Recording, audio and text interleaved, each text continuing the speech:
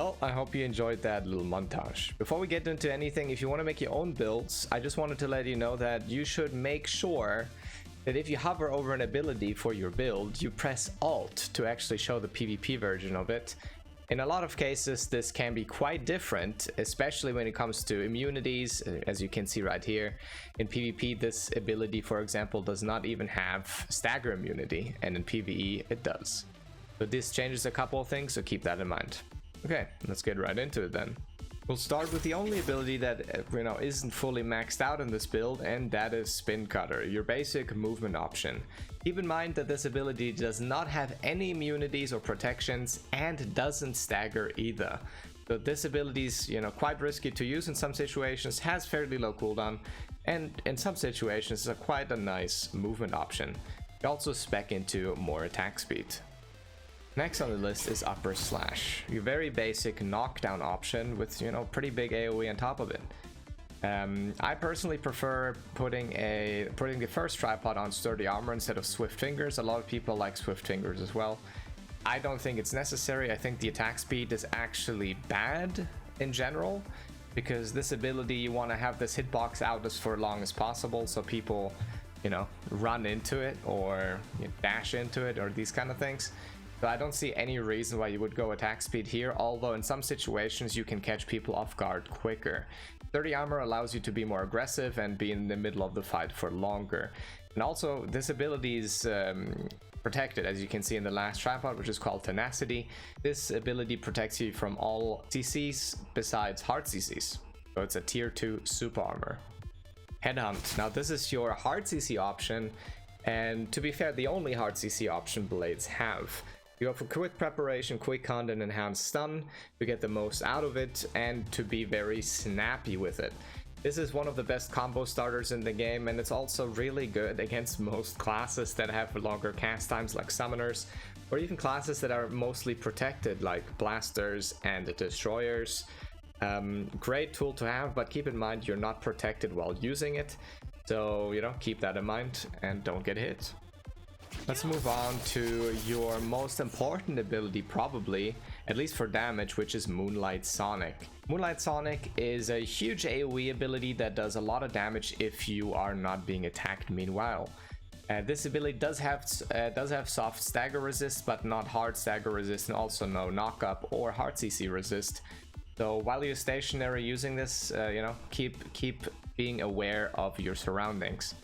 You take Fist of Darkness, Sustain Enhancement, and Shade Sonic. This ability was slightly nerfed alongside Headhunt we just talked about in the latest Korean patch. So I think in the future, Concentrated Attack will be a little bit more useful, as this will be basically a shorter Moonlight Sonic with a shorter range as well, and shorter AoE obviously. But since the stun of Headhunt was nerfed as well, this could be useful, when we get that patch in our version. Take a look at Blitz Rush. I would recommend taking Vital Point Strike all round and Shadow Rush. Wide angle attack is also viable, as you can hit more people with it. It doesn't give this ability more range, but it enlarges the hitbox. So it can be quite useful in some situations. I think the crit chance is better, because as you will be playing with basically no crit on this build, having the occasional crit on this can make or break a fight. Also, this is obviously your only real ranged tool, and your only real ranged CC as well. So keep that in mind, and also this ability is not protected, so you also have to be safe while using it. It's a great combo tool, it is a great combo starter in some situations, and it's great to follow up on other people's CCs with this. I think this ability is actually probably one of the best we have, and it's really, really versatile, so keep that in mind. Dark Axle. Swift Fingers, Tenacity, High Axle. This is the most, movement-oriented build setup for this. You could also run Upper Axle. I see a couple blades do that, which makes the ability, a lot less viable as a movement option, but it can also actually do damage and hit, CC targets. I think the movement option is way more important, and in a lot of situations, closing the gap between you and the range class is very, very important. So the blue build path you can see here, which is always my own, if you didn't notice that by now, is, in my opinion, way better. Next up on the list, Turning Slash. Excellent mobility, tenacity, and triple turn. I think this is a no-brainer for most people, although I think this is one of the few abilities that I would say could be changed out for something else. I just love using this because it gives you a little bit more mobility and it gives you a really long knockdown and stagger super armor. So with this you can basically go through Lancemaster tornadoes, the horses of summoners, the phoenix of summoners. You can basically use this to slowly but surely close the gap between you and someone that pulls up a lot of knockups. And last but not least, for my build at least, is Surprise Attack. This ability is actually, well, initially I thought it wasn't as useful as it actually is. You go wide angle attack, excellent mobility, and trailing sword burst. Now, the good thing about this ability is not only does it give you movement, unprotected movement as it is, but it allows you to actually close the gap to and instantaneously actually stagger people. But the more important option of this attack is the lingering, I just want to call it cyclone or whirlwind that you leave behind, which knocks up targets and it knocks them up pretty far. There's a little trick at the very end of the video about this ability specifically I'll talk about later. Okay, now that we have my personal favorite build out of the way, let's do a little bit of a quick shot run of the other abilities I find, viable, and other abilities you should look at if you, maybe are not super into my build and your playstyle maybe doesn't fit too well. So let's look at those real quick. First of all, Void Strike. Now this ability is also a no-brainer and has been meta for a lot of blade builds for a long time actually, as it does a lot of damage and allows you to knock the target up for a long time as it hits multiple times. This ability is quite strong, but the downside is that you have to charge it up and there's no protection on it. So even if someone just sneezes on you, this will be interrupted and you will be CC'd.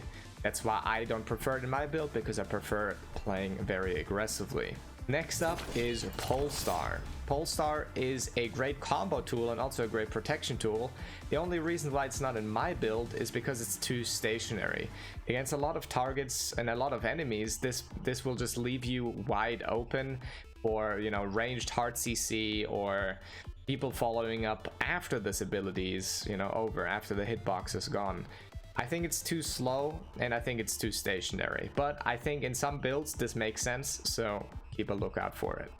Next up is Maelstrom. Now this ability you will see in a lot of blade builds actually. I personally don't like it because it has a very long cooldown, and the usage you get out of this is very limited, and it's also matchup dependent. This is basically an ability you use either for protecting yourself from staggers when you try to hard engage with your headhunt, for example, or you spec into Cold Touch, which allows you to actually basically challenge any melee character that tries to fight you in melee range, because that basically freezes them immediately and allows you to follow up on it. Next up is Death Sentence, and one ability that I played around with a lot because I actually think this is quite good in a lot of situations. Keep in mind though, this is not a knockup resist, only a stagger resist. So using this in some situations can leave you wide open. Again, like there's multiple build options for this. The blue one again is my personal preferred one, but the other ones are pretty good too. Excellent mobility can be quite useful. The 2-meter jump you get can be good, and confirmed kill can be also quite nice just to have more damage on it. I think the slow of cold zone is just way too nice, and it also allows you to kite destroyers, for example, in their identity. Earth Cleaver, I think this is probably the most niche ability in this entire video, because I think in most situations this is actually quite bad. The good thing about this ability is that it launches your targets really far. And why is that good? Because you can basically, well, knock targets into your allies' abilities or into the fire in the base to allow your team to follow up or to allow them to take more damage in the base. So I think this ability for the most part is, I wouldn't recommend, but if you're really good with positioning your target to be beneficial for your team, I think this can be quite useful.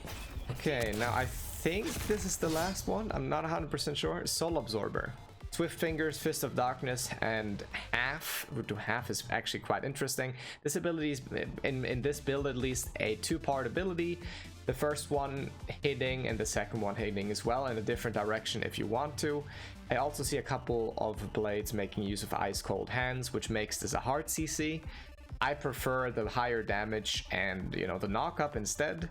But again, this ability is actually quite useful. Again, though, it's not really protected at all, so you will struggle not getting hit during it, because it also has a charge up, just like Void Strike. It's a lot of damage, but again, it's high risk, high reward, so keep that in mind.